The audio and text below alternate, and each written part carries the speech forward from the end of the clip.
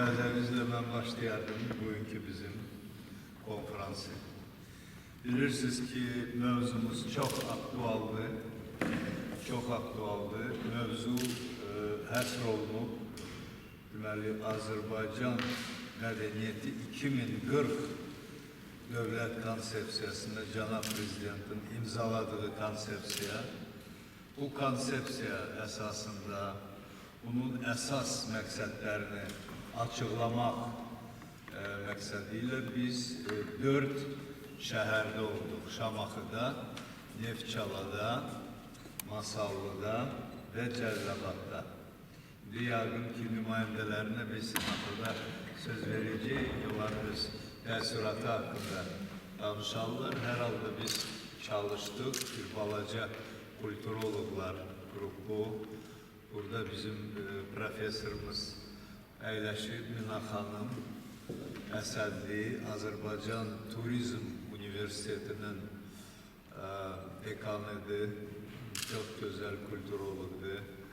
Burada əyləşib Vüsalə xanım Məmmədzadə, həmən akademiyanın doçentıdır, çox gözəl kulturologdur. Burada əyləşib Əbülfəz müəllim Babazadə, o da bizim asosiasiyanın vitse-prezidentidir. Kulturolog, Yaponşünasdır. Azərbaycanda mən bilən daha ikincisi var. Yeganə Yaponşünas. Bir dəfə gəlir onun məruzəsinə xüsusilə yığışaq, qulaq asaq. Mənim özüm üçün çox maraqlıdır. Sveta xanım da bir tədbirə dəvət olunur. Çox adam, bugün dövlət tədbirləri çoxdur. O cümlədən Gülüstan Sarayında. Svet xanım da oradadır, bir çox adam oradadır, görünür çıxa bilməyiblər, ev yoxdur. İndi hər halda biz bugün o birlikləri çalışacağıq, paylaşaq sizinlə. Mən icazənizlə biraz çıxış eləyərəm. Salahattin müəllim, görürsünüz, Salahattin müəllimlə biz o gün danışırdıq ki, bizim yaddaşımız körlanır, həm ki onun üstündən də pisdir. Üzr istəyirəm. Salahattin müəllim o qədər gizlənib ki, mən o fikirlə danışıram. Bizim hörmətli Salahattin müəllim, bəlkə də mən spesial eləmişəm ki, onu xüsusi ayrım. Edinburgh Universitetinin professorudur. O da nadir adamdır. Məsələn, Azərbaycanda ikinci Edinburgh Universitetinin professorunu mən tanımıram. Bizim Salahattin müəllimdən başqa. Çox sağ olsun. Hamısı çox gözəl çıxışlar elədi. Və nəticədə nədir? Bizim məqsədimiz nədir? Bax, bu yaxınlarda dalmadal bilirsiniz ki, Ulu Öndər Heydər Əliyevin ad gününə həsr olunmuş çoxlu tədbirlər var. Biz də onlarda iştirak eləməliyik. Mədəniyyət Nazirliyi Şəkidə də keçirəcək, burada da keçirəcək. Bizim bax, hörmətli Cumar müəllim buradadır. Məliyə Samalıravın Ağsaqqal Şurasının sədr mavini. Biz də keçirəcəyik orada, düzdürmü Cumar müəllim? Mütləq, hamımız. Siz baxın, görün, bax, Ulu Öndərin vəsiyyətlərinin həyata keçirilməsinə biz keçən il həmin bax, bu Atatürk mərkəzində öz oxumalarımızı keçirdik. Çox da faydalı oldu. Sertifikatlar payladıq filan. Nədən gedir söhbət? Bax, Ulu Öndər sizə demək istəyirdim. Çox gözəl sözləri var mədəniyyətə aid. Deyib ki, xalq öz ziyalılarıyla, elmi ilə, mədəniyyəti ilə tanınır. 3-cü minilliyi ilə bağlı olaraq xüsusi o müraciəti oldu Azərbaycan xalqına. Dedi ki, bütün xalqlar üçün bu həqiqətdir, bütün dünya üçün həqiqətdir ki, yüksək ruhi mədəniyyət ən böyük dəyərdir. Mədəniyyət, elm, təhsil ən böyük dəyərdir. Dayanaqlı, sabit inkişaf, təhlükəsiz inkişaf və xüsusilə vurğulamışdı ki, vətəndaşların çox böyük məsuliyyəti olmalıdır bu mədəniyyətin inkişafı üçün. Və görün nə qədər burada əlaqələr var. Bizim hörmətli Cənab Prezident bu vəsiyyətləri həyata keçirərək bilirsiniz ki, Azərbaycanın müstəqilliyi bərpa olunandan sonra, ərazi bütövlüyü bərpa olunandan sonra yeni dövr başladı. Bu nə dövrüdür? Ruhi mədəniyyət dövrü. Yəni əqli və mənəvi mədəniyyət dövrü. Bax, biz bu saat o dövrdə yaşayırıq.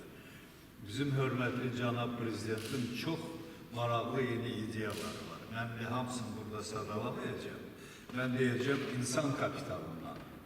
Bak, o yüksək mədəniyyətli Azərbaycan vətəndaşları ki, Ulu Öndər o haqda deyirdi, birinci növbədə bu insan kapitalında öz əksini tapır. Niye? Çünkü insan kapitalı en büyük değerdir, en büyük varlıqdır. Bu yeniden hasıl olunan strateji milli resursdur, aparıcı qüvvədir, təhlükəsiz inkişaf. Kakras bu insan kapitalının nüvəsi də yüksək mədəniyyətli insandır. Yüksək mədəniyyətli Azərbaycan vətəndaşı. Görün nə qədər bunlar biri-biri ilə bağlıdır. Ona göre bak, bu Ulu Öndərin bu vəsiyyətləri həyata keçirildi bu yeni konsepsiyada. Konsepsiyada biz de işləmişik. Mən də o işçi qrupanın üzvü olmuşam ve orada birçok kulturoloji fikirləri, yani mədəniyyətin yeni cür anlanmasına öz töhfəmizi vermişik. İş orasındadır ki, bu vaxta qədər mədəniyyəti əsasən başa düşürdülər incəsənət, ədəbiyyat, düzdürmü? Davranış qaydaları, ədəb-ərkan və mədəni irs kimi. Amma əslində mədəniyyət ikinci süni təbiətdir ki, insanın ağlı, qəlbi və əməyi nəticəsində yaranır. Yəni bütün fəaliyyət sahələri, həyat fəaliyyətin bütün sahələri bütövlükdə tam sosial sistem olarak mədəniyyətdir. Misal üçün, çoxsu deyirdi ki, köynə tamam, köynə tas. İqtisadiyyat bazisidir, mədəniyyət üst qurur. Amma əslində elə deyil. O bir mənada qəbul oluna bilər ki, maddi, necə deyirlər, maliyyələşdirmə oradan gəlir. Amma iqtisadiyyatın özü düşünür. Ruhi mədəniyyətin ayrılmaz hissəsidir. Fikirləşin ki, iqtisadiyyat intellektual mədəniyyətin nəticələrinin materiallaşmasıdır. Yəni insana tələb olunan maddi resurslar, maddi, misal üçün istehsalatın məhsullarına, istehsalına yönəlmiş intellektual və praktiki fəaliyyətdir. Burada elmsiz necə keçinə bilər? Burada təhsilsiz necə keçinə bilər? Burada etikasız necə keçinə bilər? Burada vətənpərvərliksiz necə keçinə bilər? Mümkün deyil. Bax, bunlar hamısı bağlıdır. Və yaxud götürün təbabət. Təbabətin özü nədir? İnsanın sağlamlığına və həyatının uzanmasına yönəlmiş intellektual və praktiki fəaliyyətdir. Baxın, görün, burada da bütün mədəniyyətin institutları biri-biri ilə bağlıdır, ofşaqdadır. Və yaxud götürün hüquq deyilər. İstənilən sahəni götürərək görürsünüz ki, mədəniyyət tam sosial sistemdir. Və bunun iki aparıcı qüvvəsi var. O iki qanatlı quş ki, bizim kitabımızda var, o elə belə deyil. Yeni konsepsiyada öz əksini tapıb. Bir yandan bilgi mədəniyyəti, bir yandan da davranış mədəniyyəti. Bir qanatlı quş uça bilməz. Bunlar hamısı mütləq harmoniyadır. Gəlin Svetkan, gəlin bura, gəlin bura. Bunlar ikisi de harmoniyada inkişaf eləməlidir. Siz təsəvvürünüzə götürürüz ki, mənəvi mədəniyyət nədir? Mənəvi mədəniyyət, gəlin Svetkan, gəlin. Mənəvi mədəniyyət, məhəbbətdir, dostluqdur, alicənablıq, mərdlikdir, mərəfətdir, mərhəmətdir, qəhrəmanlıqdır, ədalətdir, həqiqətdir, mərifətdir, mərhəmətdir, vətənpərvərlikdir, imandır, inamdır. İndi belə soruşanda ki, belə insan mədənidir yoxsa yox, deyirlər, əlbəttə deyirəm, hələ yox. O mənəvidir. Əgər onun əqli mədəniyyəti lazımlı səviyyədə inkişaf etməyibsə, o harda mədəni ola bilər? O mənəvidir, amma onda o çox zəifdir. Çünki cəhalət şərdir, yoxsulluqdur, acizlikdir. Onda müəyyən destruktiv qüvvələr, elə bir gözəl mənəvi insanın intellektual səviyyəsinin aşağı olmasından istifadə edərək, onu bir alət kimi istifadə edə bilər. Həm özünə qarşı, həm xalqına qarşı, həm dövlətinə qarşı, həm də bütövlükdə dünyada olan gözəl insanlara qarşı. Hər şey qarışar. Ona görə ki, bir qanadlı quş uça bilməz. İkinci qanad bəs nədir? İntellektual mədəniyyət. Və sonra nədir? İntellektual mədəniyyətin aparıcı flagmanları elm, təhsil və marif. Bax, biz marifləndirməklə məşğuluq. Özdə elmi nailiyyətlərin əsasında elə belə boş marifləndirmə deyil, elmi həqiqətləri istəyirik marifləndirmə vasitəsilə xalqımıza çatdırıb qüdrətini, qüvvətini artıraq.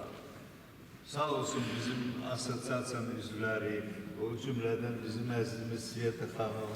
Üzü istəyirəm gecikdiyimə görə başqa tədbirdən gəlirəm. Audio kitabımız çıxıb. Mən indi yollamışam hamımıza da. Kimdə olmasa deyil göndərir. Bir sona qədər böyük bir dəyərdir. Çünki o qədər çox uşaqlı analar var, sürücülər var, gözü pis görən yaşlı adamlar var. Bunlar ona qulaq asan da daxili aləmi zənginləşir. Biz hamımız çalışmalıyıq. Bugün dünənkindən yaxşı olaq, sabah bugünkündən yaxşı. Bizim yeni konsepsiyamız bizi ona çatır.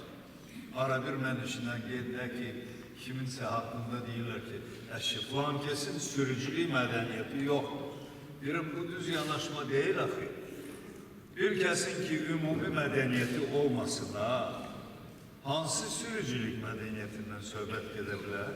Sürücülük o vərdişdir. Ola bilər mədəniyyətsiz bir adam olsun, amma maşını yaxşı sürsün. Yəni, burada biz gəlib bir kulturoloji qanuna çıxırıq ki, əslində mədəni insanın davranışıyla insanın mədəni davranışı eyni şey deyil.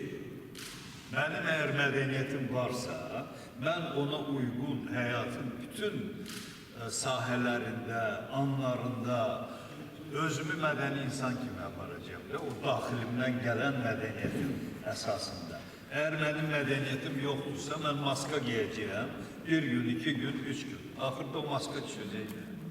Olur onda ziddiyyət, münasibətlər də pozulur, o riyakarlıq yol verilməzdir yüksək mədəniyyətə. Bizim məqsədimiz odur ki, bu çətin şəraitdə, bu saat bilirsiniz ki, bütün dünyada nə qədər böhranlar gedir, hər şey göz qabağındadır. Bu şəraitdə vətənpərvər olaraq, ziyalı olaraq, mədəni olaraq bizim asosiasiyamız, bütün kulturologlar, hamımız, sizlər çalışırıq ki, xalqımızın qüdrətini artıraq. Yəni, əqli və mənəvi mədəniyyətin qovşağında inkişafını təmin etməklə daimi o resursu qoruyub saxlayaq. Hörmətli cənab prezident deyirdi ki, neftdən gələn gəlirləri mütləq biz insan kapitalına qoymalıyıq.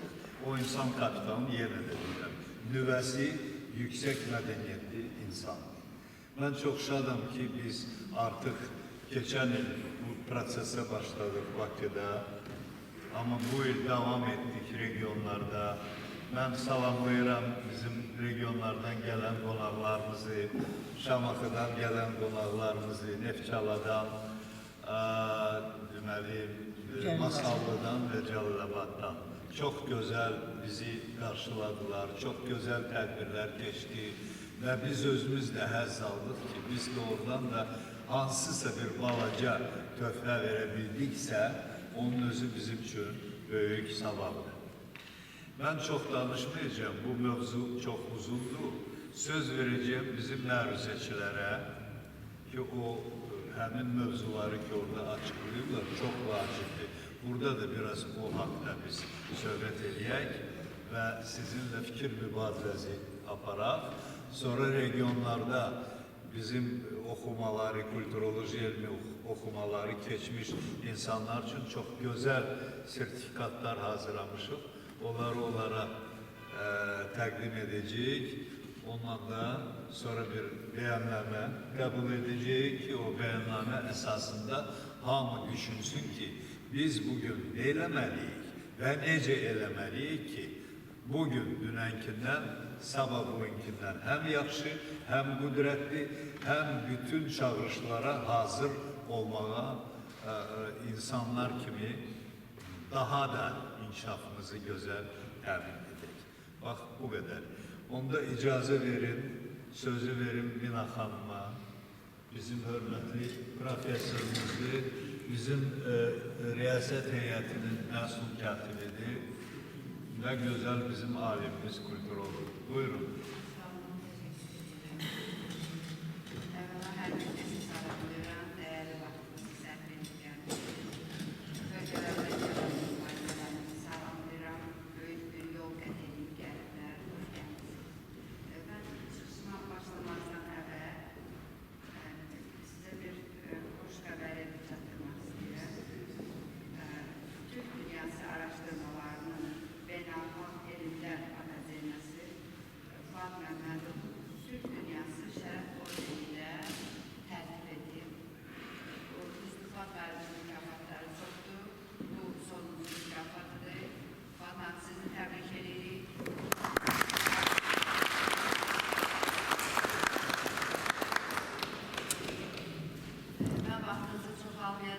Ona göre ki bölgeden gelen konaklarımızı dinlemek arzusundayım. İlkin olarak təşriflərimizi az da olsa sizinle bölüşmek istiyorum ve orada ettiğim çıkışlar hakkında kısa tez formasında nəzərinizi çatdıracak tez formasında bölgelerin her birinde Şamaxlı, Zəlzəba, Neçəli, Masallı bölgelerin her birinde bizi sevindiren o oldu ki yüksek medeniyetli insan formulu derecede Cənab Prezidentin imzaladığı Azərbaycan Mədəniyyəti 2040 sərəncamı əsasında təşkil etdiyimiz bu layihədəki çıxışlarımızı çox böyük maraqla dinlədilər. Bölgələrdə mədəniyyətə, kulturologiya istək çoxdur, maraq çoxdur, sevinə-sevinə dinlədilər. Bu məsələnin bir də ikincisində hər bir bölgə ayrı-ayrılıqda öz təkliflərini irəli sürür. Təkliflərdən demək olar ki, bölgələrin hər birinin təklifi bu oldu ki, universitet tələbələrinin, gəncləri, məktəbin yuxarı sinif şagirdlərini bir yerə toplayaq və bizim bu çıxışlar daha geniş xarakter alsın, daha çox tamaşaçı, daha çox dinləyici bunu dinləsin. Çünki bizim çıxış etdiyimiz bölgələrdə ziyalılar toplanmışdı. Universitetlərin filialı, Pedaqoji Universitetin filialının o ziyalı aparıcı müəllimləri toplanmışdı. Mədəniyyət evlərinin rəhbərləri, kitabxanaların rəhbərləri. O insanlar ki, bu ideyaları həm gənclər arasında, həm xalq arasında görə bilər. Bundan başqa Fuad müəllimin müəllifi olduğu yüksək səviyyəli insan kitab olarak paylandı ve bu kitabın Sırcana Xanımın rəhbərliyi ilə ərsəyə gəlmiş audio kitabı paylandı ve bu çok büyük marağa səbəb oldu. Hem marağa səbəb oldu, hem de ne kadar faydalı, ne kadar kulturologiyanın bu dərk olunmasını əlçatan eden bir məsələdir ki, evdə əyləşərək, istənilən yerdə, istər yol olsun, istər ev olsun, onun audio səsə qulaq asıb, maariflənmək mümkündür. Bu da müasir maariflənmə üsullarından biridir ki, biz bunu tətbiq elədik. Mənim çıxışıma gəldikdə isə o Fuad müəllimin dediyi o qanalın birliğinə aiddir. Kulturologiyanın tədrisinə aiddir. Yəni ki, bilik, o quşun bilik kanadına aiddir. Kulturologiyanın Azərbaycanda tədrisi və bunun filtrəli sistemlə tədris olunurmu, bir neçə bundan əvvəl necə idi, bir neçə bundan əvvəl Fuad müəllimin səyi ilə kulturologiyanı Araq Sırası Komissiyasında elm sahəsi olaraq müstəqil etmişdir.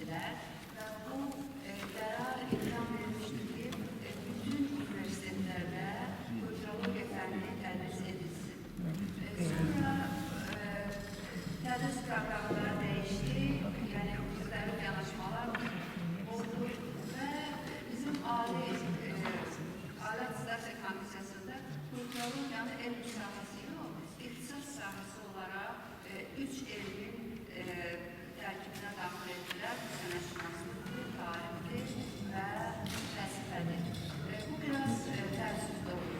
Bundan əlavə, məsələn, məktəblərdə əgər biz kulturologiyadan danışırıqsa, bu tarix fənlərinin tərkibində dövlətin iqtisadiyyatı, coğrafiyası və mədəniyyəti tarix fənnin tərkibində tədris olunur.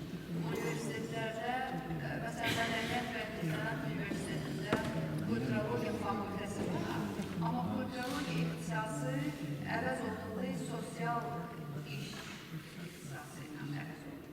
Və bunun da sonradan magistratura pilləsində də ad dəyişdi. Məsələn, Mədəniyyət və İqtisad Universitetində mədəniyyətin tarixi ixtisası var.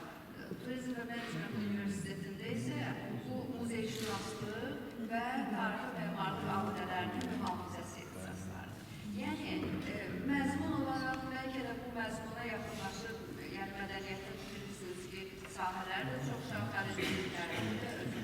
Amma forma olaraq, ad olaraq müxtəlif adlarda gitdiyinə görə eyni kulturoloq ixtisas olaraq ardıcıl dilləri təhsil sisteminə hələ ki nail ola bilməmişik. Bu da bizim növbəti təkliflərimizdən biridir ki, keçən ilbəki o Bakıda keçirilən layihələrimizdə də bunu çox sayılı təkliflərin bəlkə də birincilərində bu təklif dayanırdı ki, kulturologiyanın dilləri təhsil sisteminə nail olan deyəndə ki, dillərin təhsil sistemini bərpa edin. Ona görə ki, bu bir neçə il bundan əvvəl var idi. İndi müasir proqramlara uyğun olaraq dəyişdirilir. Yəni, bu sahədə, bu istiqamətdə müxtəlif söhbətlərimiz oldu və çalışdıq ki, hər bölgənin özünün tarixinə uyğun, görkəmli şəxsiyyətlərinə uyğun fikrimizi formalaşdıraq və inanıram ki, bizim marağımıza səbəb olduğu kimi, həmin bizim dinləyicilərimizin də yüksək marağına səbəb olur. Mən bizim Fuad müəllimin rəhbərliyi ilə etdiyimiz bu heyəti təbrik edirəm və sizləri təbrik edirəm. Yəni, mədəniyyətin həm elmi ilə, həm nəzəriyyəsi ilə, həm tətbiqi ilə maraqlanan insanları təbrik edirəm ki, belə bir layihə indiki üçün, yəni indiki hal üçün başa çatdı, uğurla başa çatdı. Bu bizim növbəti uğurumuzdur. Hər birimizi təbrik edirəm. Yenə də təşəkkür edirəm ki, məni dinlədiniz. Çox sağ olun. Teşekkür edirik Münaf Hanım. Ben bilirəm ki, siz burada saatlarla danışa bilərdiniz. Kulturologiyadan, təhsilindən, elmindən, mahiyyətindən. O zaman faktoru bizi biraz məhdudlaşdırır. Ona görə hamımız çalışırıq. Qısa heç olmasa öz fikirlərimizi sizə çatdıraq. Söz verilir bizim hörmətli Müsalət Hanımdır. Gözəl kulturologumuzdur. Kulturologiya elmini o da televiziya vasitəsilə, kütləvi informasiya vasitələri ilə hər yerdə çalışır, yaysın ki, doğrudan da bu kulturologların xidməti öz xalqının qarşısında bir yaxşı nəticələr verə bilsin. Çox sağ olun. İlk önce ben hepinizi sağlamayacağım. Çok sağ olun. Tədbirlər yapmışsınız. Fuad müəllimdən belə təqdim elədim. Mən hələ də Fuad müəllimdən öyrənirəm. Fuad müəllimdən dəyərli müəllimlərlə. Bu kulturologiya elminə məni sevirən Fuad müəllim. Kulturologiya elmi dedim, çox təəssüf ki, bizə cəmiyyətdə də kulturologiyanı elm kimi qəbul edə bilmirlər. Hələ elm kimi dərk eləmirlər. Əslində mədəniyyətşünaslıq 18-ci əsrdə fundamental bir sahənin formudur. Amma 20-ci əsrdən Amerikalı alim tərəfindən kulturologiya mədəniyyətşünaslıq haqqında bir elm kimi formalaşır. Bəlkə də biz bunu hələ də dərk eləmirik və buna görə də bizdə bəzi çatışmamazlıqlar var. Mədəniyyətin yayılması təhsil vasitəsilə, sonra sosial media vasitəsilə, daha doğrusu kommunikasiya vasitəsilə, mədəniyyət müəssisələri vasitəsilə yayılır. Bugün bizdə təhsil sahəsində də ciddi problemlər var ki, biz hələ də mədəniyyətşünaslıq sahəsinə uyğun dərsliklər Çünkü biz eğer bir şəxsiyyət yetişdiririksə, şəxsiyyətin formalaşmasında mədəniyyətin rolu əvəzsizdir. Biz bugün danışırıq insan kapitalı. İnsan kapitalının formalaşması üçün birinci davranış mədəniyyətindən başlayır. Davranış mədəniyyətini formalaşdırmaq üçün mütləq şəkildə mənəvi mədəniyyət, ruhi mədəniyyət formalaşmalıdır. Gəlin etiraf edək ki, əslində bizim Azərbaycan mədəniyyəti haqqında hər yerdə qürurla danışa biləcəyimiz çox fikirlərimiz var. Amma bugün hal-hazırda son dövrdə çatışmayan problemlər var. Mən həmişə problemlərə daha çox üst tuturam. Burada hər biriniz çox dəyərli ziyalısınız. Mən istəyərdim ki, hərə öz sahəsində bu sahədə addım atsın. Dövlət başçımız Azərbaycan mədəniyyəti 2040 konsepsiyasıyla bizə böyük bir hədəf qoyur ki, biz 2040-cı ilə qədər yüksək mədəniyyətli cəmiyyəti formalaşdıraq. Bunun üçün təhsil sahəsində çox ciddi problemlər var. Bu haqda mən saatlarla danışa bilərəm. İnformasiya, kommunikasiya sahəsində daha ciddi televiziyalar olsun, media olsun, çox ciddi problemlər var. Bunlara öz sahəsində susmamalıdır, problemləri deməliyik. Çünki bu şans verir bizə ki, 2040-cı ilə qədər biz bu yolda dövlətimizə dəstək olaq. Dövlətə dəstək olmaq üçün biz vətənpərvər gənc yetişdirmək üçün boş-boşuna deməli deyilik ki, vətənpərvər o vətənimizi, vətənpərvər olmaq üçün biz vətənimizin mədəniyyətini, tarixini, milli mənəvi dəyərlərini aşılamalıyıq, öyrətməliyik və bu böyük məsuliyyət hər birimizin üzərindədir. Və hətta ki, mədəniyyət məsələləri olsun, kitabxanalar olsun, muzeylər olsun, bölgələri gəzdik, çox dəyərli insanlarla ünsiyyətdə olduq. Hiss elədik, həqiqətən onların çox böyük ehtiyacı var. Bu bizi çox sevindirdi. Şamaxını çox bəyəndim, xüsusi oranın mədəniyyət mərkəzi və digər. Neftçalada biz deməliləri ki, burada Neftçaladan kimsə nümayəndə var, muzeydə olduq. Baxıram ki, çox həvəslidirlər. Amma muzeyin vəziyyəti mənim heç xoşuma gəlmədi, tarixi yaşaması muzeyi. Şükür olan bölgələrdə inkişaf edir, hər yerdə bölgələrdə. Dedilər, neçə illərdir təmirlər, amma mən çox istəyərdim ki, mütləq şəkildə bu muzeyin bərpası olsun. Yəni, hər bir sahədə problemlər var. Yəni, birləşək bu problemlərin öhdəsindən gələk. Biz bunu elə belə gələ bilməliyik. Bunun üçün biz mədəniyyət nədir, onu anlamalıyıq. Fuad müəllimin bu qədər gözəl kitabları var. Fikir verirsiniz, Fuad müəllimi Avropada dəyərləndirirlər, Rusiyada dəyərləndirirlər, Asiyada dəyərləndirirlər. Amma biz hələ də onu, o dəyəri hələ verə bilmirik. Gəlin bu insana, belə deyək, sözün yaxşı mənasında kitablarından idalamaq.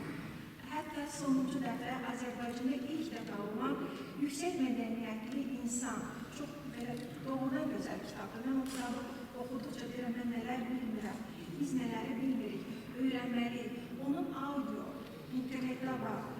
Onu ailədə, övladlarımıza, universitet tələbələrə, məktəblərə çox gözəl rahatlıqla belə bir audio kitab hazırlanıb. Bu, ölkədə ilk olan bir kitabdır. Çox danışa bilərəm, saatlarla danışa bilərəm. Hər birinizə təşəkkür edirəm və yenə də gəlin bir olar, o belə bir söz var, güc birlikdədir. Və biz bunu tədbir xatirinə yox, layıqlı xatirinə yox, vətən xatirinə layiqli bu yolu gedək və əlimizdən nə gəlirsə onu yerinə getirək. Təşəkkür ederim. Çok sağ olun. Sarı Hanım, teşekkür ederim size de sözlerinize göre, yanaşmamıza göre, düzgün bu yol göstermenize göre kulturoloji bakımdan, çünkü çok vacibdir. Kulturologiya hələ, bilirsiniz, biz neçə illərdir çalışırıq, 36 ildir çalışırıq. Təəssüf ki, hələ lazımı, bilirsiniz, səviyyədə bizdə inkişaf eləməyib. O da ona görədir ki, yəqin ki, yeni bir qanun qəbul etmək lazımdır. Bizim bəyannaməmizdə var. Mən istədiyim ki, bəyannaməni rayonlarda, şəhərlərdə, biz olduğumuz şəhərlərdə biz tanış eləmişik də, benefisiarları. Ümumiyyətlə bəyənmişsiniz də, hə, Ayən xanım? Bəyannamə neçə vaxt biz düşünmüşük yolu, yəni elmi əsaslarda elə belə yazmamışıq. kimə maraqlı olarsa, kimin xəbəri yoxdursa, mənim WhatsApp-ıma yazın, mən sizə göndərərəm. Bir daha baxarsınız. Bir gün vaxtımız olacaq. Əgər təklifiniz, əlavəmiz olsa, biz onu əlavə edəyərik. Ondan sonra biz onu uca çap edəcəyik. Hə, Rüfəz müəllim, inşallah. Bütün bizim bax bu qrupun, bizim mühazirəçilərin, bizim rəhbərlərimizin böyük rolu olub bu bəyannamənin hazırlanmasında. Amma onun ən gözəl varianta gətirilməsində Əbülqədir xüsusi rolu olub. Çox sağ olun. Mən istəyirəm sözü verim bizim əzizimiz, vitse-prezident Svetlana xanım Bayramova. Onu hamınız tanıyırsınız. Düzdür, Ulu Öndər ona deyirdi, şairin başçısı, Tofiq Bayramın başçısıdır, bilirsiniz də. Amma o düzdür, əlbəttə o fəxrdir. Amma Svetlana xanım özü-özlüyündə gözəl bir şəxsiyyətdir. Çox mərd qadındır, çox alicənab qadındır, çox vətənpərvərdir və bizim asosiasiyamızın sevimli rəhbərlərindən biridir. Çox gözəl çıxışlar eləyib regionlarında, ürək sözlərini deyib. Xahiş edirik ki, burada bir iki kəlmə bizə desin. Buyurun söz.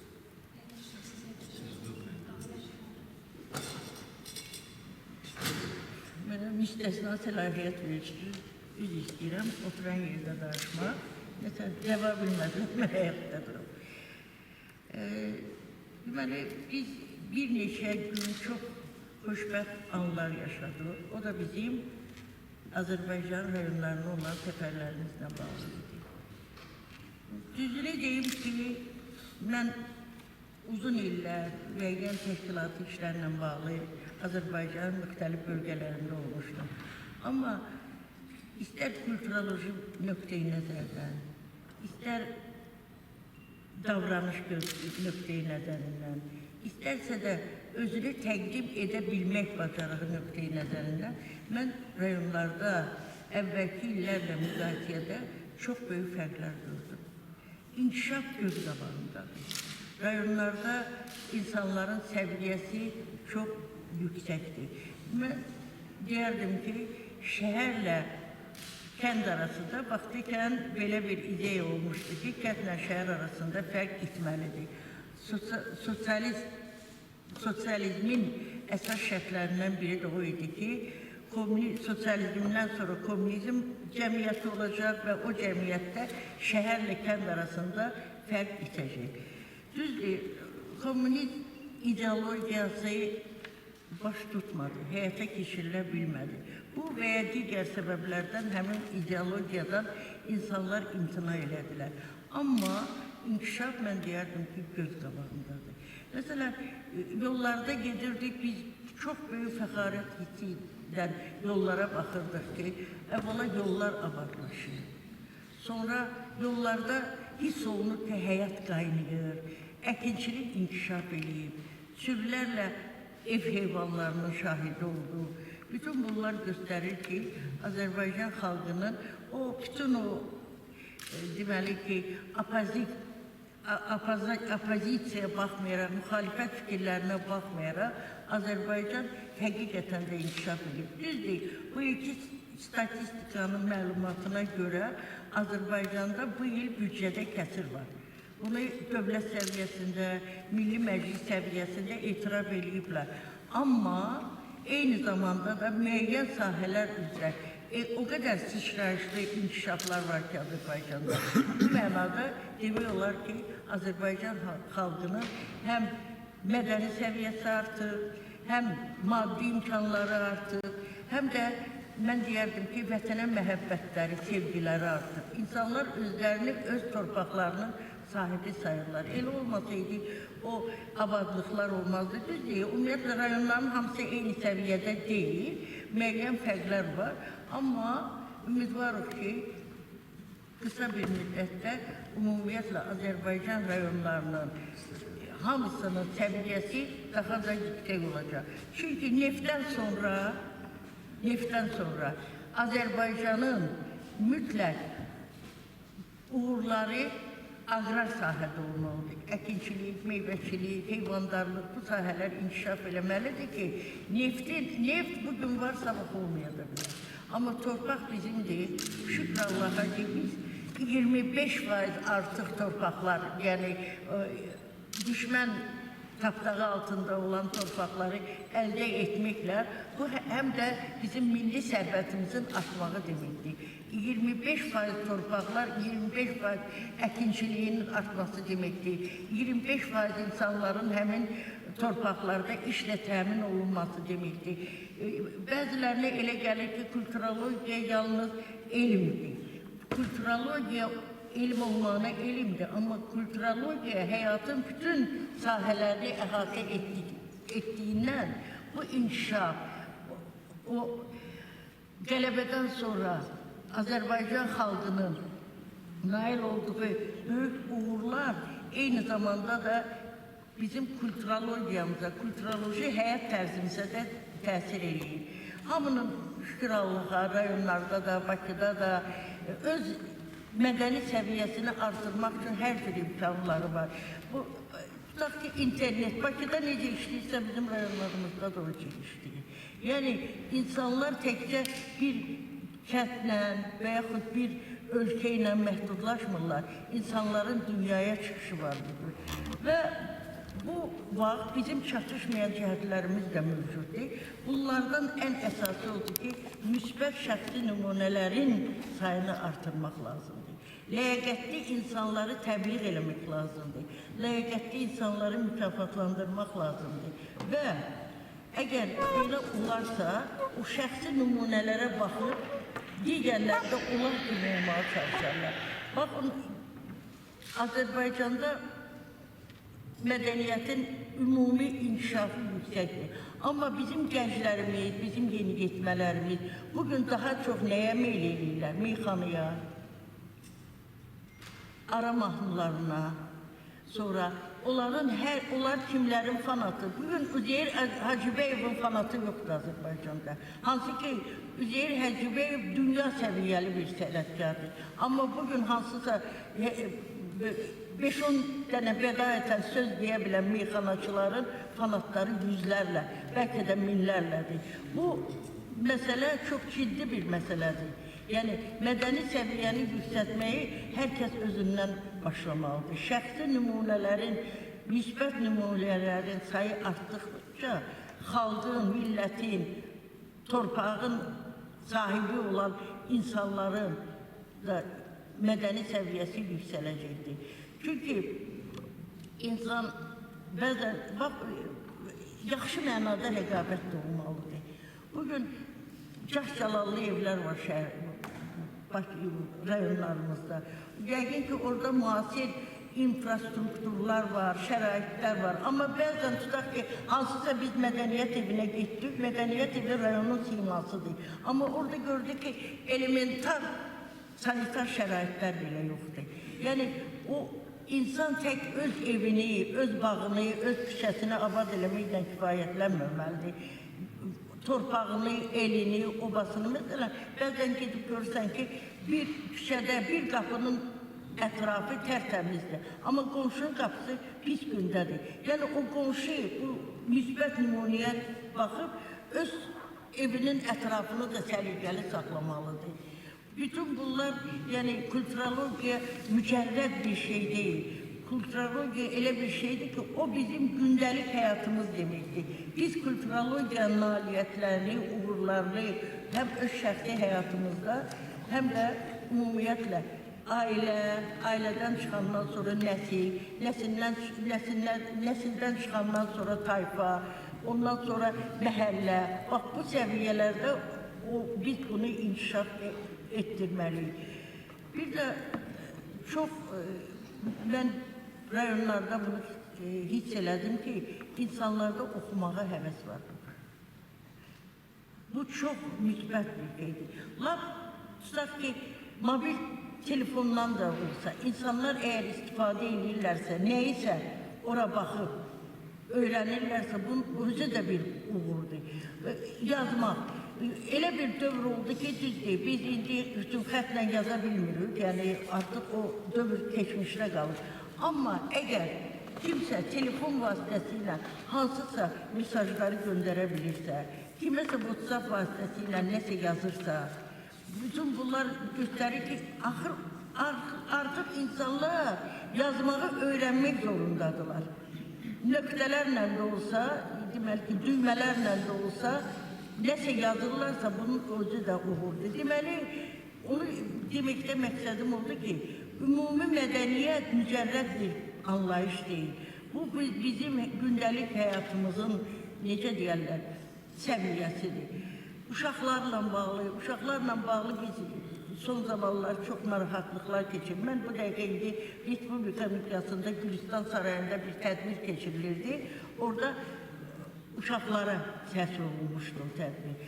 Və orada da bütün çıxışçılar deyirdilər, film göstərdilər ki, Azərbaycanda əsas bugün ən prioritet məsələ uşaqların düzgün yönləndirilməsidir. Onların düzgün tərbiyə olunmasıdır.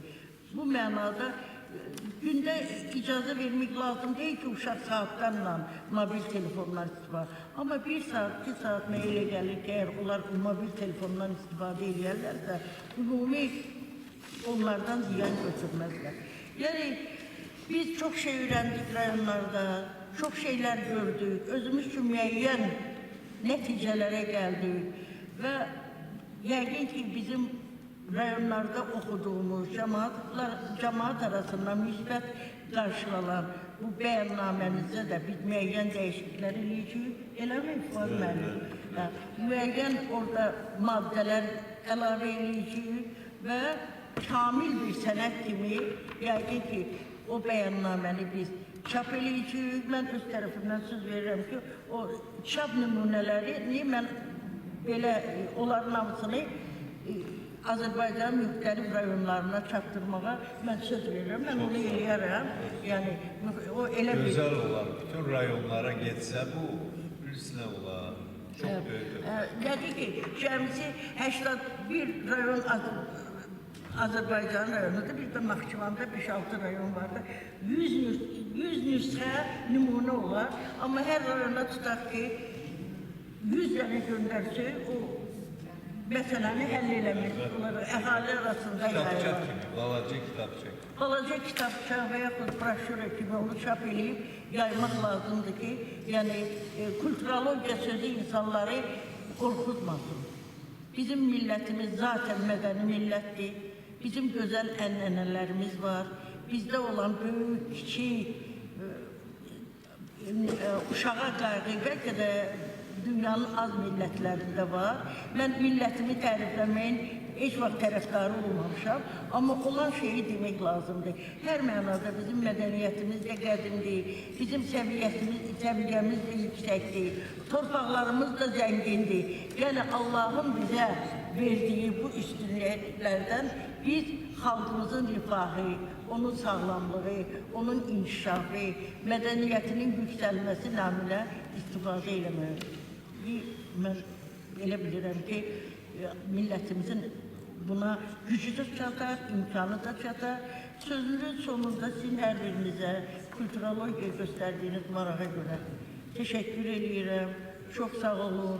Rayonlara gedəndə də əhali bizə çox böyük iltifat göstərdi, çox böyük hörmətlə bizi qarşıladı və biz oradan çox böyük qürurla qayıtdıq, gəldik rayonlardan ki, Azərbaycan xalqı həqiqətən də böyük xalqdır, Azərbaycan xalqı yenilməz xalqdır, Azərbaycan xalqı o iqtidardadır ki, ölkəmiz gündən günə daha da çiçəklənsin, bizim balalarımız, nəvələrimiz, nəticələrimiz yüksək təminatı olan, inkişaf etmiş bir ölkədə yaşasınlar. Diqqətinizə görə minnətlərim. Görürsünüz ki, Svetlana xanım ne güzel natikdi, ne güzel her şeyi işıqlandırdı. Özde nəzəriyə ilə praktikanı birləşdirdi. İndi deməli, bütün bizim regionlar bu bəyannaməni kitapça, broşura şeklinde alacak. Bundan güzel töhfə ne olabilir? Onun üstüne de bir audio kitap da koyar. Hə, Svetlan? Audio kitabından geçsin bir yere. Yaxşı, indi sözü veririk bizim kulturolog, Yaponşünas Əbülfəz müəllim. Əbülfəz müəllim deyim ki, doğrudan da çox belə nadir bir sahə seçmiş adamdır, özdə intellektualdır, çox gözəl bir şeyi öğrenəndə çox mükəmməl öğrenir. O günləri biz bir yerde olmuştuk. Ben ona kulağı astım, bu Japonya'dan. Lala Hanım, İskender müəllim, sizdeydi de bu. Ne kadar güzel danıştı. Ben özüm de isterdim ki Japonya'dan daha çok məşğul olum. Əbülfəz müəllim de çok güzel çıkış elədi.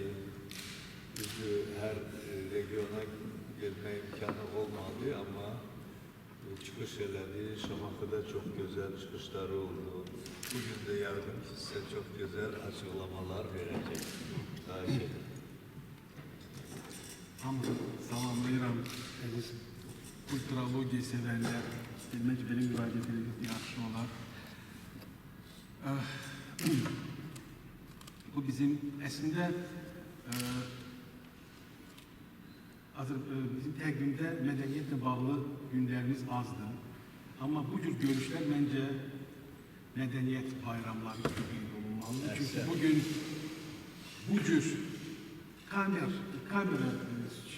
belə mühitdə belə biz mədəniyyətin bayramını qeyd edirik. Mən çox danışmayacağım.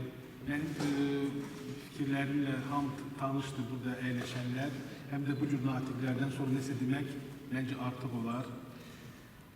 Mən bütün həmkarlarımın, ən çox da Sveta xanımın sözlərinə qüvvət olaraq bir-iki şey demək istəyirəm. Hər birimiz özümüzdən başlamalıyıq.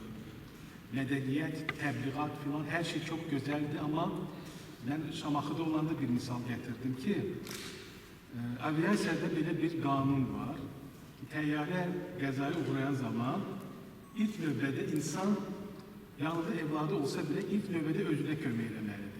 Özünə deməli, lazım olan tədbirlər görməlidir, sonra evladına yardım etməlidir. Bu çox gözəl bir nümunədir mədəniyyət üçün. Bugün biz nə qədər evladlarımızı mədəniyyətə təşviq etsək, təbliğ etsək, bu o qədər də nəticə verməyəcək. Biz deməli özümüz həmin o yüksək mədəniyyətli insan olmalıyıq ki, evladlarımıza, qonşularımıza, qohumlarımıza bir nümunə olaq. Mənim mövzum mediayla bağlıdır. Mən özüm jurnalistəm və mənim ağırlı yerim də jurnalistika ilə bağlıdır.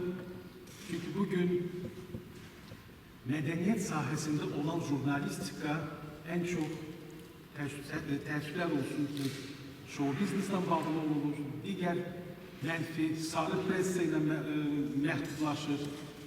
Amma mən bir şey deyim, yəni regionlarla bağlı çox xoşbəxtəm ki, Şamaxıda oldum və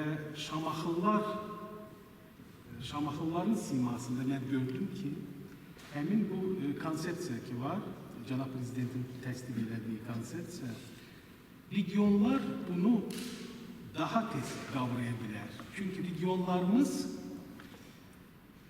məndə belə bir təəssürat yarandı, ağ kağız kimidir. Yəni, çox şəffaf, xam mal kimidir. O xam maldan düzgün istifadə eləmək lazımdır. Paytaxtda əlbəttə burada müxtəlif qatlı mədəniyyətlər var, müxtəlif bir-birinə zid düşüncələr filan çoxdur. Əlbəttə ki, biz hər şey paytaxtdan başlamalıyıq, başlamışıq da. Amma həqiqətən regionlar bu konsepsiyanın qəbul olunmasında flagman rolunu oynaya bilərlər. Buna görə də mən Fuad müəllimə təşəkkür bildirirəm. Çünki Fuad müəllimin rəhbərliyi ilə bu həyata keçirilən layihə həqiqətən də 100% məqsədinə çatmaqdadır.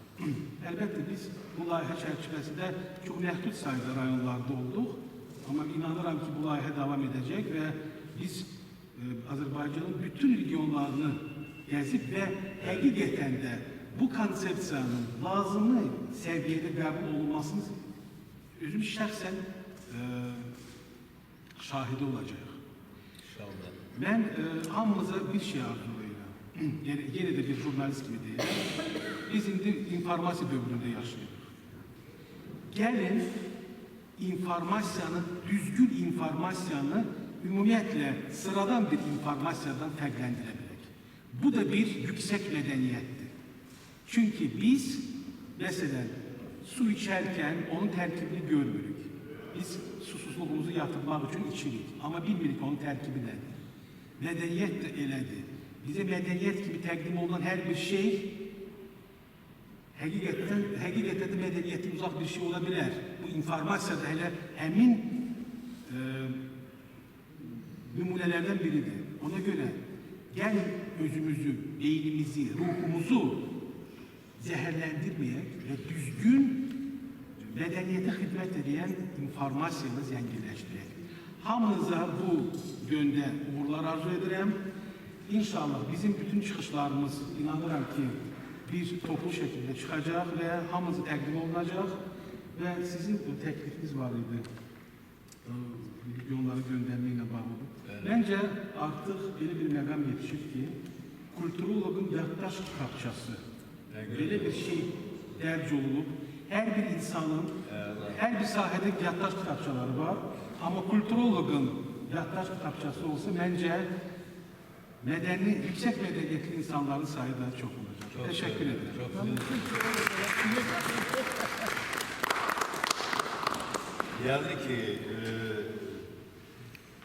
söhbət ondan gedir ki, çox yaxşı danışdı, dedi, açıqlamalar verdi Əbülfəz müəllim. Bizim bu layihəmizin, bu konsepsiyanın ümumiyyətlə əsas məqsədlərindən biri, mən onu demədim. Tək yüksək mədəniyyətli Azərbaycan vətəndaşının formalaşdırılması yox. Yəni ki, bu çərçivədə biliyi, bacarığı, mütəşəkkilliyi, mənəviyyatı və yaradıcı fəaliyyəti yüksək səviyyədə olan insanlarda əsas problem sistemli kulturoloji təfəkkürün formalaşdırılması. Bax, əsas məqsədimiz budur. Çünki insan, dünya sistemdir. Bilirsiniz, bir dana atom da sistemdən ibarətdir. Düzdür? Mütləq və mütləq dünyanı, insanları, hadisələri düzgün dərk etmək üçün onu sistemli düşünmək lazımdır. Ona sistemli yanaşmaq lazımdır. Elə belə yox. Bir tərəfli, məsələn, biz bu papkanın bir tərəfini siz görürsünüz, bir tərəfindən, amma bunun görün nə qədər nöqtələri var. Ona görə kulturologiya elmində Lütfizadənin qeyri-səlis məntiqidə istifadə olunur. Yəni, düzgün qiymət vermək üçün, düzgün onu dərk etmək üçün siz təsəvvürünüzə götürürüz ki, istənilən problemi, bax, yeri gəlmişkən 2-3 dəqiqə Səhəti mən, 2-3 dəqiqə yer mənə verin. İstənilən, bax, hərəmiz insanlıqda, qabağımızda gündə bir neçə problem yarana bilər. O problemi həll eləməkdən ötürü, düzgün həll eləmək üçün, müvafiqiyyət, gözəl, nəticəli nə lazım? Bax, kulturoloji piramida, inanın mənə, əvəz olunmaz bir. İnanın, onun misli yoxdur. Orada 3 səviyyədir, 8 pillər. Misal üçün, istənilən problemi ki, siz baxırsınız, onun mahiyyətini bilmədən həll eləyə biləcəksiniz o. Bax, kulturoloji nöqteyi nəzərdə anlamaq, başa düşmək, bilməkdən vacibdir. Çünki siz həll etdiyiniz problemin mahiyyətini bilmədiyiniz bir zamanda siz düzgün onu sizin biliyinizin də əhəmiyyəti edir. Ona görə bu kulturologiya çox dəyərli şeydir, hamı üçün, hər bir Azərbaycan üçün. Məsələn, Türkiyədə heç kulturologiya haqqında təsəvvürləri yox. Biz gərək gedək orada çıxar, amma əvvəl öz ölkəmiz. Birinci problemi düzgün həll eləmək üçün gərək onun mahiyyətini başa düşəsən, anlayasan, sonra xüsusiyyətlərini, sonra tarixini bilmədən bugünkü günü başa düşməyəcəksən, sabahki günü də görə bilməyəcəksən. Ondan sonra nailiyyətlərini, çünki hər bir iş insanın işlədiyi saatlarla, günlərlə ölçülmür, nəticələrlə ölçülür. Bunun üçün də sistemli kulturoloji təhlil lazımdır ki, sən nəticəyə yönəlmiş bir problemi qoyasan və onun düzgün yollarını tapa biləsən. Elə ki, bu birinci səviyyəni qalxdıq, biz keçirik ikinci səviyyə. Bu nədir? İdrak. Bilənlər bilir ki, mən 5 il idrak veriliş yaparmışam. 200 veriliş, elə belə yox. İdrakda nədir? Qanuna uyğunluqları biz öyrənirik ki, gəlib uçuruma çıxmayaq, vaxtımızı itirməyək. Vaxt əvəz olunmaz bir resursdur. İkincisi də nədir? Texnologiyalar. Bəli, biz bugün nə isə həll edə bilərik, gözəl. Amma bizim texnologiyamız ən müasir, innovativ biliklərə, tələblərə cavab vermədiyi bir zamanda biz hökmən geridə qalarıq. Bugün belə dünyadır ki, çağırışlara biz düzgün cavab verməliyik. Ona görə ikinci səviyyə bizə imkan verir ki, biz hər şeyi düzgün dərk edək, eyni zamanda da müdrikləşək. Müdrikləşərək biz qalxırıq üçüncü səviyyə. O nədir? Yaradıcılıq. Hər kəs tək özü üçün yox, başqaları üçün də yaşamalıdır. Onun üçün də biz öz sahəmizdə müəyyən yaradıcılığı təmin etməliyik və xidməti təmin etməliyik. İnsanlara, xalqımıza, cəmiyyətə, dövlətimizə və bütün bəşəriyyətə. Bütün bəşəriyyətə. Çünki biz bəşəriyyətə də xidmət etdiyimiz bir zamanda Azərbaycanın dostlarının sayını artırmış oluruq. O da böyük bir töhfədir. Düzdürmü? Bax belə, bu üçüncü yaradıcılıq səviyyəsində tamamilə bizdə yeni imkanlar pəncərələri açılır. Kulturologiyanın da qüdrəti bundadır. Biz ona görə istəyirik ki, o təfəkkür hamıda olsun. Orada yeni imkanlar pəncərələri görürük ki, heç bir elm ayrı-ayrılıqda onu görmür. Çünki o sistemli düşüncə ancaq kulturologiyada var. Təsəvvürünüzə götürürüz ki, kulturologiya bütün sosial və humanitar elmlərin inteqratorudur. Burada həm tarix, həm psixologiya, həm fəlsəfə, politologiya, sosiologiya, pedagogika, iqtisadiyyat, hüquq, sənətşünaslıq, dinşünaslıq, filologiya və ilaxır hamısından istifadə edərək tamamilə yeni metodologiya yaradıb, yeni nailiyyətlər, yeni zirvələrə qaldıra bilir insanı. Və ona görə o zirvəyə qalxaraq yaradıcılıq zirvəsinə. Siz ağacların arxasında meşəni görə bilirsiniz. Biz tutalım, gəzirik sizlə, gəlmişik də meşəyə gelmək istəyirik. Ağacların dalında biz görmürük ya, orada nə var. Amma o zirvədən siz görürsünüz. Harada bataqlıq var, harada ilanlar var, harada gözəl mənzərəli ağaclar, nə bilim, meyvə ağacları, onda idarə edə bilirsiniz və düzgün qərar qəbul edə bilirsiniz. Və bir də belə bir söz var ki, o zirvəyə qalxaraq siz təpənin arxasını, arxa tərəfini görə bilirsiniz.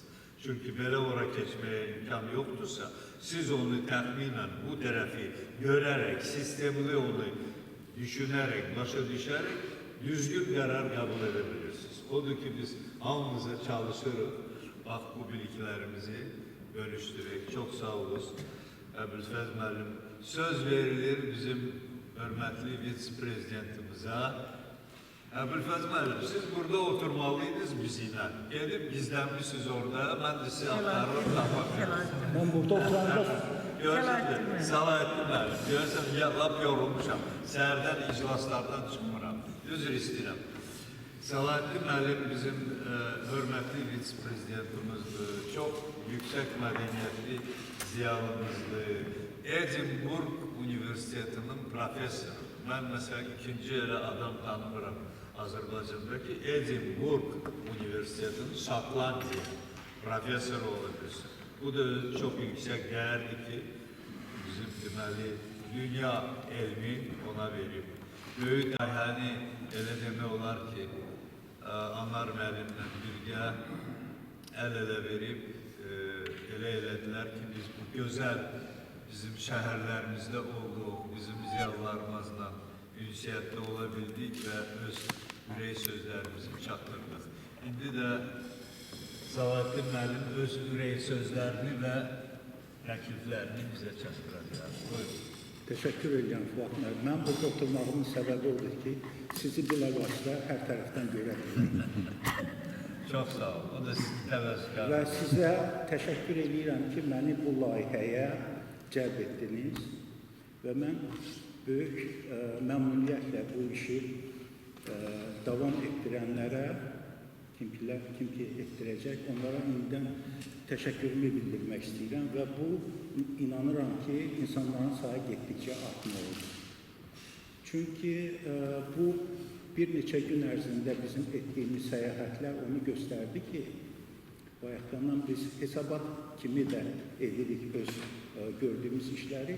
Yerlərdə insanlar Simurqun filialının yaradılması ideyası ilə çıxış edirlər və təklif edirdilər özlərini ki, biz burada bu işi görə bilərik sizin köməyinizlə. Bu mənə ən çox xoş gələn bir məqam oldu. Fuad müəllim 40 il ərzində belə bir konsepsiyanın üzərində işləyir və 4 ay ərzində onu bizə təqdim edib kitabça şəklində. Amma biz 15 il ərzində bunu həyata keçirmişik. Azərbaycanın gələcəyinin üzərində qurula biləcəyi fundamental tezislərə toxunur və onların əslində yaradılmış konsepsiyalar. Mən də sizin vaxtınızı çox almayacağım. Amma orada bəzi məqamları biz bu işləri görə öyrənəcəyik çox güman ki. Çünki orada bəzi elementlər var, məcburidir. Uşaq vaxtından tutmuş, bağça yaşlarından uşaqlar, cavanlar, yeniyetmələr, gənclər hər birinə uyğun bu informasiya çatdırılmalıdır. Hər birinə uyğun, onun öz dilində, onun özünü başa düşəcəyi bir şəkildə. Ona görə də onlara bu işlərdə bir motivasiya lazım olacaq. Motivasiya cürbəcür olur. Mən rayonlarda olanda bəzi misallar eləmişdim, indi sizin başınıza ağlatmaq istəmirəm. Onlardan biri ağrıdın baş üstə. Onlardan biri odur ki, insanlar daima biliyə cəlb olunmaq istəyirlər. Bilik yanılır. İkincisi, gözəlliyə cəlb olunmaq. O da çox gözəl bir motivasiyadır. Üçüncüsü, Fuad müəllim, mən özüm üçün Fuad müəllimi orada bir daha kəşf elədim. Allah rızası çox böyük bir motivasiyadır. Orada bu haqda çox danışılır. Sizin xahişinizə onda əməl edin. Mən orada bir misal gətirdim. Bir neçə il bundan qabaq mən AZ-də işləyəndə orada bilirsiniz, xarici tələbələr oxuyurdular, indi də oxuyurlar və həyat elə gətirdi ki, bir 30 il bundan qabaq mən bizim tələbələrdən biri, mən o vaxtı xarici tələbələrin dekanı idim.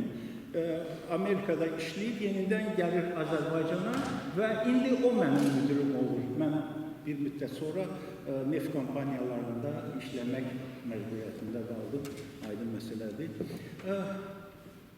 Və biz onunla yenidən dostlaşdıq. Və günlərin birində mən ondan bir səmimi bir sual soruşdum.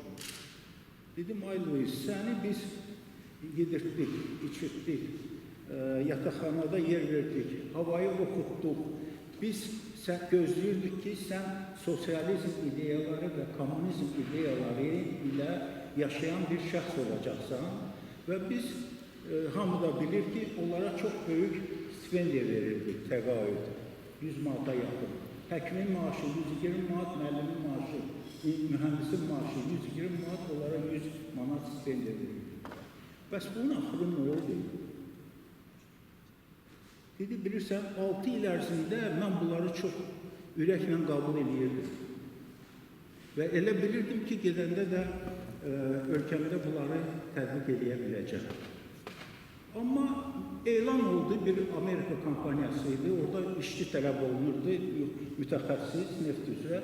Mən getdim oraya, elə ki, mənə o dolların şəklini göstərdilər, hamısı yadımdan çıxdı. Ona görə mən deyirəm ki, motivasiya çox güclü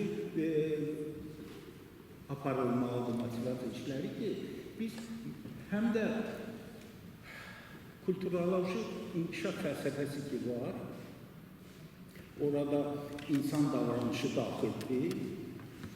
Orada biz mənəvi, ruhi baxışa yenidən yanaşma etməliyik. Nədir bu mənəvi, ruhi baxış?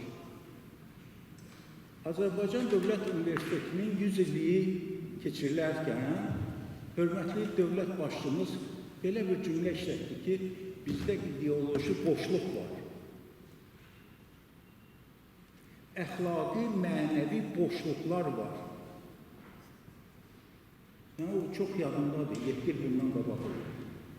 Və bunu doldurmaq üçün əlbəttə ki, kulturologiyanın qarşısında böyük məqsədlər və böyük sahələr vardır və hər birimizin ona cəlb olunmalı, əlbəttə ki, lazımdır. Kulturoloji inkişaf üçün mənəvi ruhi baxışı ilk pilləsi insan təbiətinin ruhi olmasıdır. İnsan təbiətinin ruhi olması bizə gələcəkdə öz davranışımızı korrektə eləməyə kömək edir. Çox uzatmaq istəmirəm yenə də. İstəyirsiniz uzadın, aydın yolunda. İkincisi, ümuminin rifahını öz şəxsi rifahından yüksək tutmaq qabiliyyəti yaranmalıdır bizdə.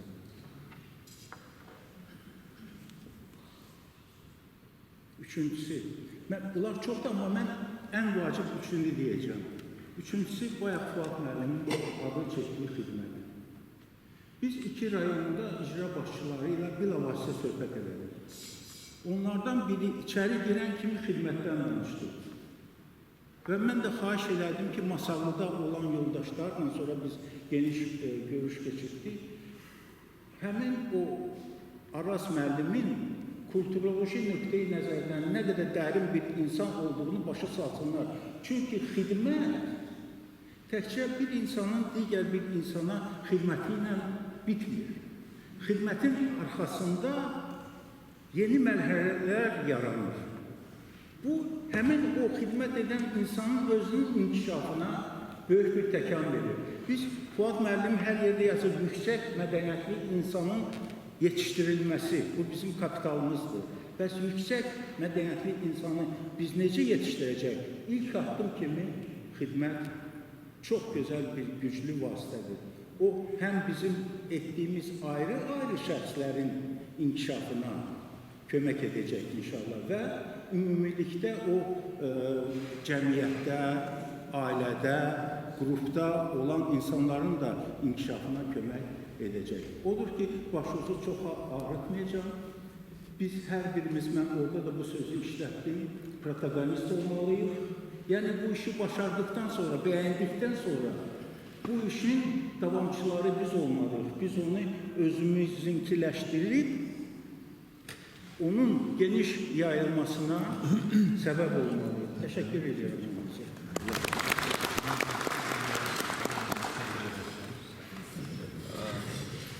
Ben teşekkür ederim size.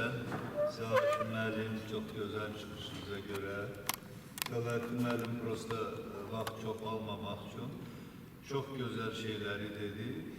Biraz da bizim esas meselelerimizden biri oldu ki bizim beyanlarda da o eksini tapıp biz hesap edirik ki medeniyet hakkında Azerbaycan'da yeni kanun olmalı. Yeni kanun mütləq. Mən hətta bir 2-3 həftə bundan qabaq Milli Məclisdə iştirak elədim bir müzakirədə. Sonra biz material verdik də o barədə ki, mütləq orada göstərdik. Çünki Azərbaycan xalqında, Azərbaycan cəmiyyətində mədəniyyətin yeni, düzgün anlayışı olmadığı bir zamanda heç nə alınmayacaq, inanın. İnanın mənə ki, elə adamlar var ki, elə mədəniyyəti o qədər dar başa düşür ki, ancaq çal oyna, dünya 5 gündür üçün keyfələk simxadnoy, rəstirində. Həqiqətən belə adamlar var, ha? Başqa cür onu başa düşmür. Amma mədəniyyət başlayır, bir dəqiqə, bir an düşünün, vəhşilik dövründə heç bir dövlət yox idi, ailə yox idi, cəmiyyət yox idi. dövlət yox idi, biliklər yox idi, elm, təhsil, iqtisadiyyat, hüquq, heç nə yox idi. Yazı sistemləri belə yox idi, vəhşilik dövründə.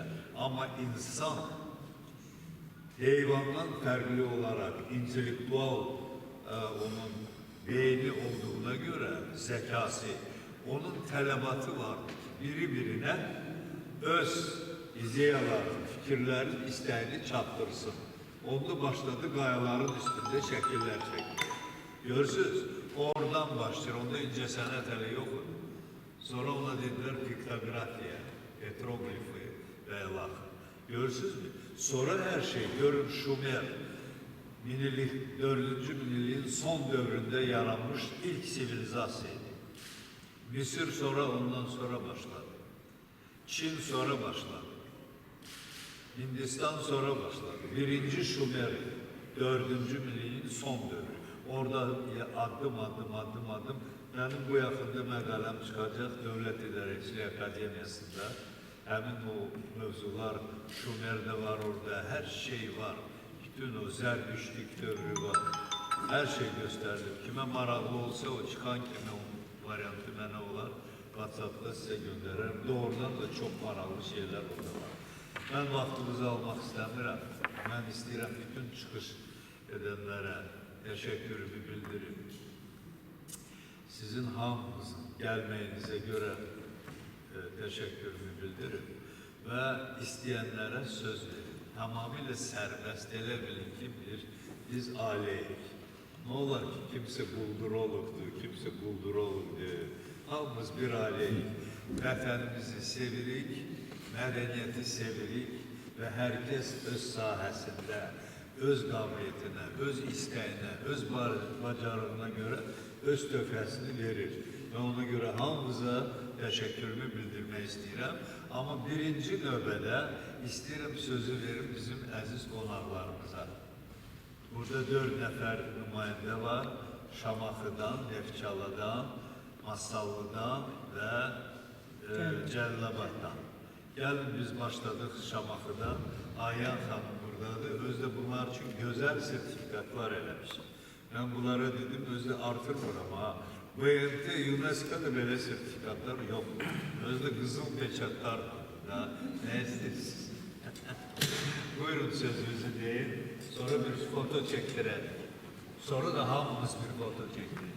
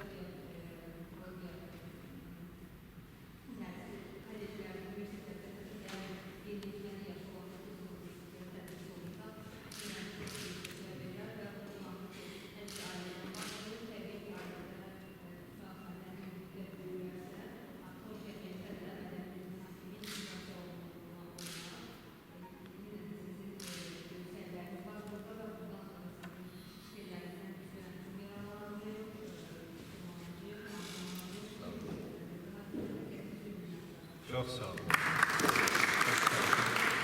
Teşekkür ederim Ayhan Hanım. Onu da diyeyim ki biz de oradan Şamaxı'da olanda ne kadar həzz aldık. Ne kadar hiç gelmeye istemirdik. O kadar söhbətlərimiz bir. Sonra ondan sonra da bir 2-3 saat çekip çok sağ olun. Siz de Tahir müəllim de hamımız, ümumiyyətlə bütün iştirakçılar çok bizi de zenginleştirdiniz. Bak o görüşlerle, fikir mübadelesiyle ve ilahır. Ben sözü vermek istəyirəm Masallı rayonuna Aynur Hanım, qardaşılı buradadır. Aynur Hanım, buyurun siz de sözünüzü. Xahiş edirəm. Bugün mənim üçün həqiqətən sizin kimi dəyərli alimləriniz, ziyalarınızın qarşısına çıxış etmək həqiqətən çox səhvdir. Mən bunu özüm, bugün bəlkə siz buradakılar arasında ən çox şanslı mənəm. Sizin kimi alimlərin, dəyərli ziyalıların arasında iştirak edirəm. Fuad müəllim, sizinlə birinci görüşümüzdə heç bir həftə keçməyib, fikirləşirdim ki, ikinci dəfə sizi görə biləcəyimmi? Nə mutlu mənə, mən bugün buradayım. Çox sağ olun, təşəkkür edirəm bu dəvətinizə görə. Çox sağ olun. Şimdi axırda verəcəksiniz sertifikatları. Teşekkür ederim size Aynur Hanım. Deməli, Cəllabad rayonuna nümayəndə Ələskər müəllim Mirzəzadədir. Ələskər müəllim, buyurunuz.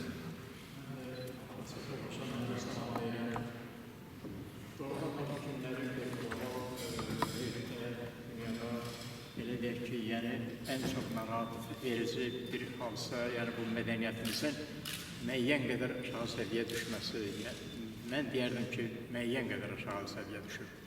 Belə bir məqamda kulturologiya sahəsində, yəni belə bir assosiasiyanın, layihəsinin hazırlanması və cəmiyyətə təqdim olunması, eyni zamanda prezidentin Azərbaycan mədəniyyəti 2040-cı il məsələsi var, assosiasiyasının bir layihəsi var.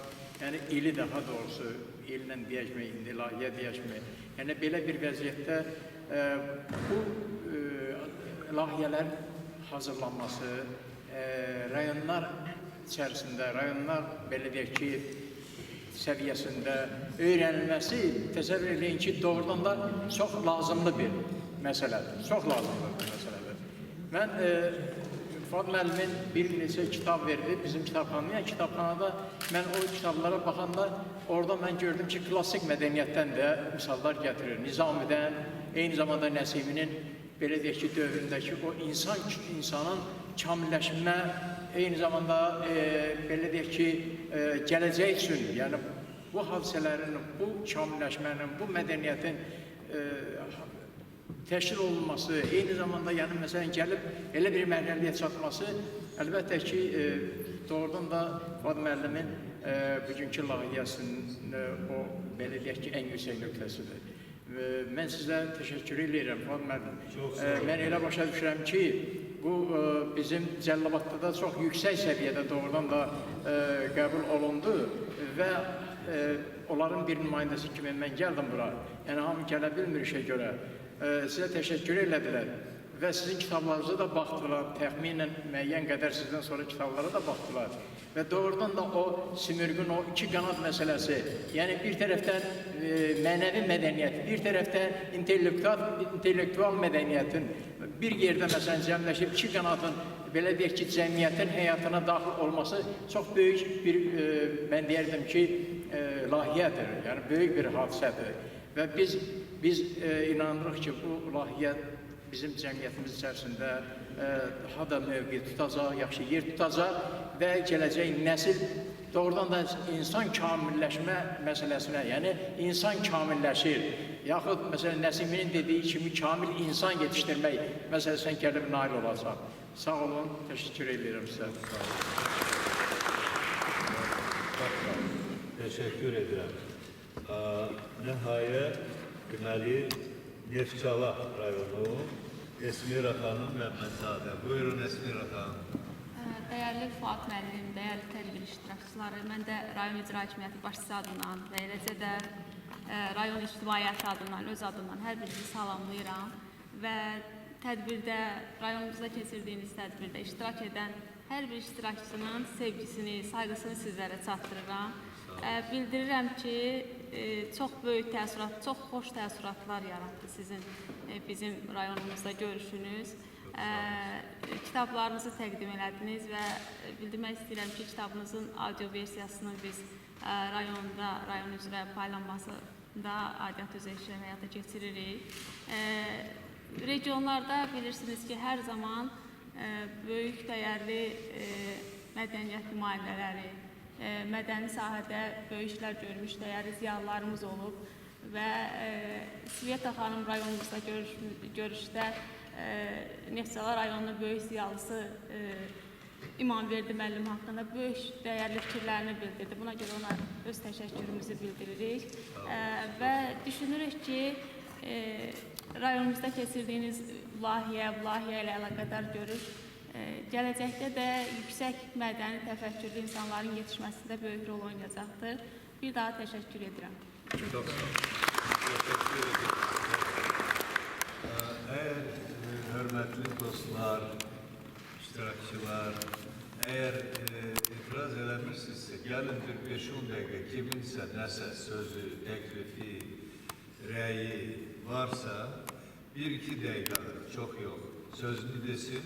Ondan sonra xahiş edək bizim hörmətli məruzə edənlərdən, mütəxəssislərimizdən, vitse-prezidentlərimizdən ki, bu sertifikatları təqdim eləsinlər. Ondan doğrusu tamamlayalım. Svetlana. Buyurun, kimin nə sözü var, sözün demək istəyir, fikrin demək istəyir, təqdim vermək istəyir. Nurullah müəllim, buyurun, bizim hörmətli professor, polkovnik, Dərbənd Cəmiyyətinin prezidenti, bizim Simurq Azərbaycan Mədəniyyət Assosiasiyasında fəxri üzvü. Buyurun, Nurullah. Hörmətli Fuad müəllim, belki dikkat edin, bizim bugünkü müzakerelerimiz çok vacip bir mevama. Yalvazattın ümiden soruştuk artık sen bugün yalvar yoksa size ardından. Nedir torpağda aktardık. Ariflerde aktardık. Her bir insan özünden sonra bir mektep. Bu mektebi de inşa. Ve ben Çin'de 5 yıl burada her arkadaşa dikkat ettim ki ne kadar var yani mektep boyu ve bir misal kimi öz şagirdlerin eline inşaata ders geçerek bütün Gökyüzü gibi nasıl dereceli sözüne kendimizi ifade etmek o fikir verir ki onu bakızı ve değil fikir verirsiniz yanlış görünece biz orada ne görürüz? Bu baktı değil ki alçıktır. O bizim bakızdı. Ahırda da iki ben isteyen ki siz orada ulduzlarsınız. Her bir insan o mektebi uyur. Bir gün rayonlara gitmesiyle biz kurtuluşu 40 yıllık bu faaliyeti mektebin görüyoruz. Bu mektebi yaratmak, korunlaştırmak, onu inşaat etmek ve bölgelere öz nümayendeleri bizim vacip bir meselelerden biri olacak. Bunu görmesi olurlar. Hemen özledim. Çok sağ olun. Çok sağ olun. Buyurun, özünüzü təqdim edin. Buyurun, sözünüzü deyin. Kultur olun. Değerli hanım, çok sevdim. Əvvəlcə sizə təşəkkür edirəm Fuad müəllim. Yəni burada bu konsepsiya 40-cı ilə kimi nəzərdə tutulmuş konsepsiya yəqin ki Azərbaycanın gənclərinin, əsasən uşaqların mədəniyyətini nəzərdə tutursa, bizim gələcəyimiz olardı. Mən də bir təklif bilmirəm bəyanlarını oxumamışam, necə olacaq. Mən çox istəyərdim ki, təkcə özümə görə demirəm. Yəni mən böyüklər üçün yazdığım əsərləri qoyum bir kənara, uşaqlar üçün yazdığım əsərlər hamısı didaktikdir. Yəni onlara nəsihət, elmə, təhsilə, təbiəti sevgi aşılayır. Amma mənim elə bir imkanım olmur ki, o kitabları çox nəşr edeyim. Bəzən nəşr edib kitabxanalara hədiyyə edirəm. Amma çox istərdim təkcə mən yox, başqa yazıcılar da olsun, Mədəniyyət Nazirliyi, yoxsa Təhsil Nazirliyi onları nəşr eləsin kitabxanalara. Çünki hər şey mədəniyyət mütaliədən başlayır. Günlük kiçik oxucusu gələcəyin mədəni insanıdır, gələcəyin böyük oxucusudur. Və heç mən şəxsən öz payımı çıxanlar da istəmirəm. Tək o uşaqlara, məktəblərə, oxuculara çatdırılsa, əgər belə bir konsepsiya layihə olaraq qəbul edilsə çox istərdim ki, bu təkliflə nəzərə alınsın ki, bütün məktəb kitabxanaları komplektləşdirilsin, öz yazıçılarımızın, uşaq yazarlarımızın əsərləri ilə, kitabları ilə. Çok güzel teklif. Çox sağ olun. Çok sağ olun. Nəzərə alarım. Mən indi bəlkə kiminsə yenə sözü var. İcazə verərsinizsə bu yüksək mədəniyyətli insanla bağlı olaraq bir-iki dənə rəvayət demək istəyirəm. Kısa. Birinci rəvayət. Günlərin bir gündə bir xanım, bir qadın gedib görüb bir yerde yazılıb Allah'ın mağazası. Estağfurullah. Bu çok təəccüblənir. Diyor, bu nedir böyle? Allah'ın mağazası. Girir içeri, görür ki bir tane nurlu, ışık saçan bir şəxsiyyət dayanıb. Bu bir ilahi, bu sensən. İlahi de böyle gülümseyerek deyir, bəli, bu mənim. Diyor, axı sənin mağazanda ne almaq olar? Bu yine sakit ona gülümseyerek deyir, yüreğimiz ne istiyor? Her şey. Bu arvad tez sevincək olaraq, deyir, mən onu istəyirəm, belə qızıl, belə brilyant, onu, bunu. İlahi heç də buna demir, gülümsüyür, sakitcəsinə keçir arxa otağa, bir dəqiqədən sonra çıxır, bunun qabağına bir dənə balaca karton kutu qoyur. O arvad çox pərişan olur. Deyir, elə bu, İlahi yenə gülümsəyərək deyir, bəli, məyər sən bilmirdin ki, ya, mənim mağazamda yalnız toxumlar satılır, dərinliyi görürsünüz. Yəni Allah'tan bərəkət, səndən hərəkət. Mədəniyyətin iki əsası var. Birincisi, atadan, anadan gəlmə mədəni genetik kod. İkincisi, sosial mühit. Yəni ailə mədəniyyəti, kollektiv, cəmiyyət və dövlətin rolu. Bax, bunların ikisidir. Yenə deyirəm də, o Mauqli yaranmışdı, bütün onun qabiliyyətləri vardı insanı. Amma onlar inkişaf eləmədi. Niyə inkişaf eləmədi? Çünki mühit yoxdur. Canavarlar mühitində yaşayırdı, heyvan mühitində. O necə adam ola bilərdi? Zahirən insan, daxilən heyvan. Mümkün değildi başka cür. Ona göre çok vacipti ki, bak biz bunu aşılayaq. Yüksek medeniyetli insanın keyfiyetlerini, istehsalını bütün Azerbaycan'da en önemli meselelik, en vacip bu yeni konsepsiyon məqsədinə çevirildi. Bəli, insan kapitalının nüvəsi, biliyi, bacarığı, mütəşəkkilliyi, mənəviyyatı, yaradıcı fəaliyyəti yüksek seviyede olan insandır. Budur bizim hem bugünkü günümüz, hem geleceğimiz, hem xilasımız bundadır. Çünkü hakikaten bizim asosiasiyamızın imperatifi var. Eğer medeniyet dünyanı koruyarsa, eğer dünya medeniyeti koruyarsa, medeniyet dünyanı xilas eder. Bu vallah billah bir hakikatdir. Medeniyet elə bir varlıqdır ki, onu heç bir pula alıp satmaq olmaz. Sivilizasiyalar dağılır, baxın da tarixə. Nə qədər sivilizasiyalar məhv olur, mədəniyyət qalır. İnsan var dövləti də itirə bilər, insan görürsüz vəzifəni də itirə bilər, hakimiyyəti çox şey itirə bilər.